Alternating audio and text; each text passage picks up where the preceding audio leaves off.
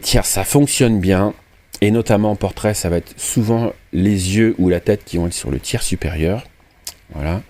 Des lignes directrices. Les lignes directrices, on va jouer éventuellement avec les éléments naturels pour créer des lignes. Mais qu'est-ce qui crée des lignes aussi? Ça va être les lignes du corps aussi. Donc tout ce qui est bras, orientation de la tête, orientation des épaules, ça va créer comme ça des lignes imaginaires. Ces lignes imaginaires, là, il va falloir jouer avec pour donner un peu plus de dynamisme, pour guider le regard. On va pouvoir comme ça concentrer le regard grâce, par exemple, à des bras, à des mains qui vont créer des lignes comme ça.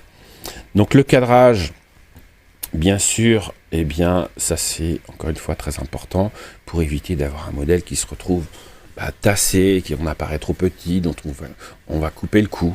Donc ça, il y a des principes aussi élémentaires, et notamment ce qu'il faut regarder à chaque fois, ça va être essentiellement la ligne des yeux ou la tête sur le tiers supérieur. Ça fonctionne plutôt dans 90% des cas. La symétrie, bien sûr, c'est toujours bien quand c'est très symétrique.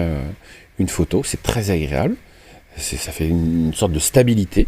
Donc on peut jouer avec ça. On peut jouer avec des éléments de symétrie du décor et mettre son modèle à l'intérieur de ce cadre-là. Et ça fonctionne aussi super bien. Donc je vais vous montrer des exemples. La profondeur, choisir une impression de profondeur en incluant différents plans. Donc ça peut être un premier plan, voilà, comme on a pu faire avec des feuillages au premier plan, l'autre plan d'après avec votre modèle, et puis ainsi de suite pour créer comme ça de la profondeur.